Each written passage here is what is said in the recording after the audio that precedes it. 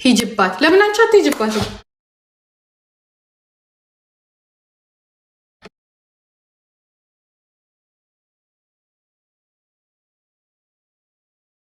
ናኬ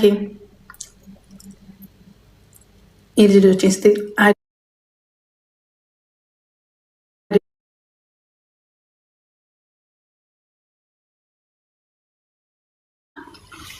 ለትላልቆቹ ትላልቅ አካውንት ላላቸው እነሱ ብር ሲሰበስቡ አንበሳ ሲወርድላቸው ሄዳችሁ አከሌን እርገጭ አትይ።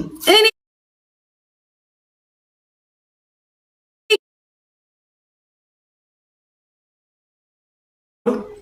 ጠንቁለዋል እኔ ላይ ጂጂ አበደች፣ የከፈተችው ሱቅ ተዘጋ።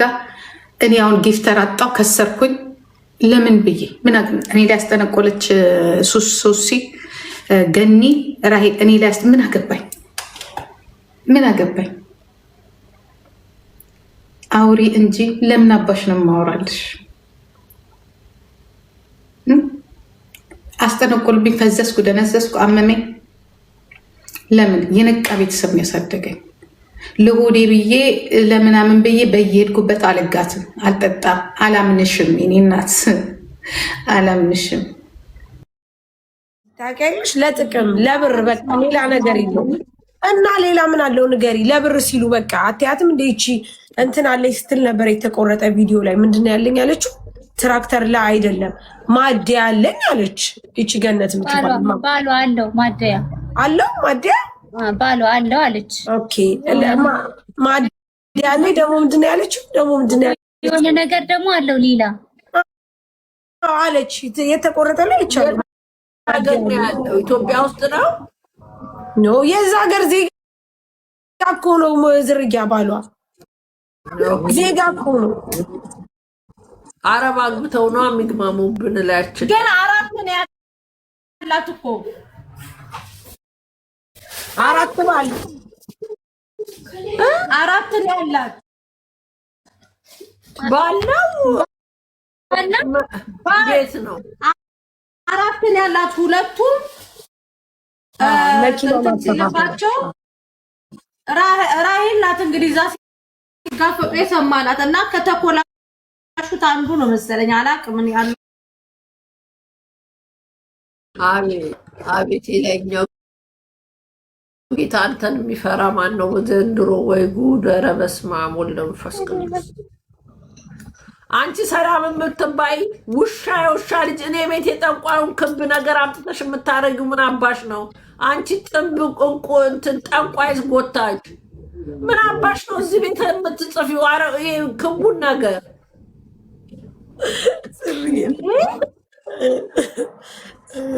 እኔ ቤት ትጽፈዋለች እንዴ? ይህንን እንትን ወይ ዘንድሮ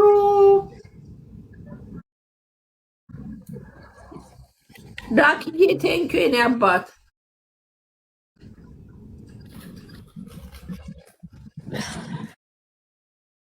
ታብታብ ኮምፕሊንግ አድርጉ። ደግሞ እኮ የገበያ ሮሚ ደግሞ እኮ የገበያ ሁሉ ያደርጋሉ አሉ ሲናገሩ። እዛ ምን ይላሉ? ታቶንም ቶሎ ወዲያው ነበር ስክሪን እስካሁን ድረስ ራሱ ቀን ሙሉ ካለ ነው ካላጠፋችሁ ነው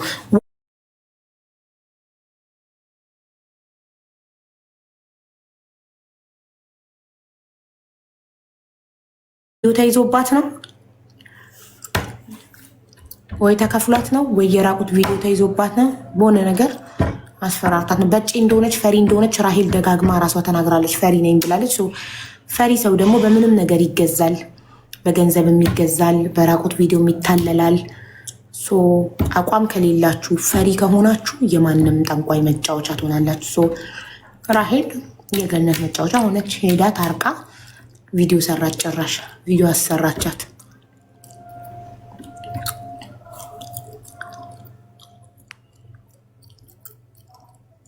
ሱሱም ታርቃ ቪዲዮ ተለቋል። ውሸታም ነይ አንቺ ሚዩት ላርግሽ። አንቺ ውሸታም፣ ውሸታም ሰው አልፈልግም ቤቴ። ነይ ውሸታም ስለሆንሽ ሚዩት አርግሻለሁ። ከዚህ በኋላ መጻፍ አትችይም። አለቀ።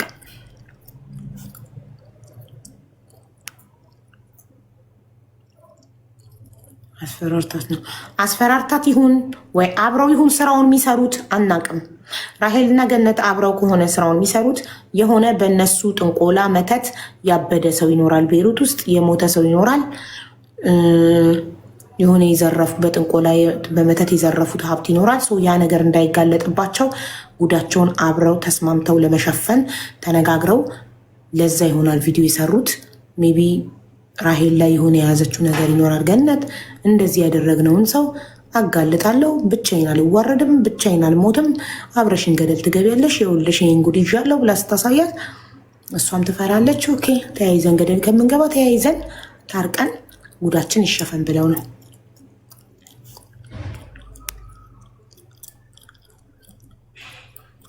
ራሽን ጠብቂ፣ ጠንቋይ ምንም አያመጣም። እኔ ላይ አትፍሩ፣ አታስቡ። ስለዚህ ንጹህ የሆነ ሰው ከጠንቋይ ጋር አይስማማም በፍጹም በፍጹም።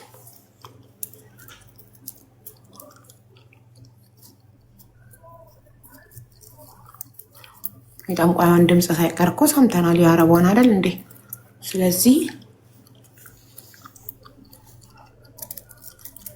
በፍጹም ንጹህ የሆነ ሰው ከወንጀለኛ ጋር አይመሳጠርም።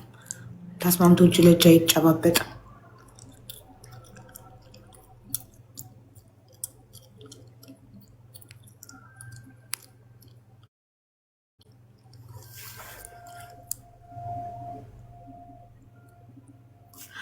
እኮ የሰፈር ስሟ በሰፈር ስሟ የጠራቻት እንግዲህ እሷ ጋር ስትሰራ ስለነበረ ያው እኮ ገነት እኮ ስማርት እኮ ናት። ራሷ እኮ ዳይሬክት እኮ ቮይስ አታረግላትም። ምን ሆናችሁ ነው?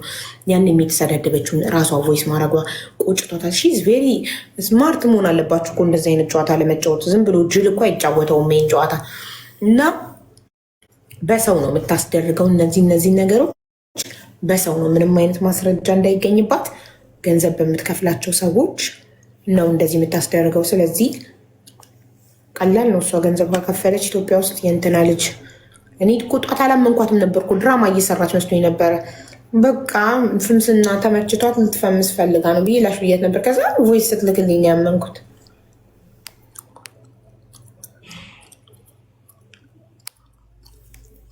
እኔ ድራማ አይደለም። እናቷን ቀድታ እኮ ልካልኛለች። እናቷ ጋር ደውላ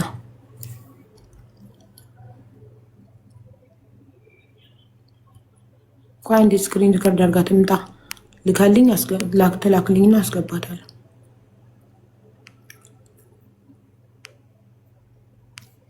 እስከዛ እነሱ ያስተዋውቁ።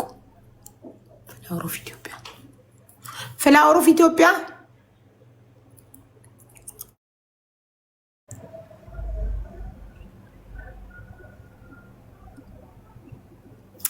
ሱሱም ታውቃለህ። ባሌ ውጪ ጊፍተር መሆን አልችልም አለች።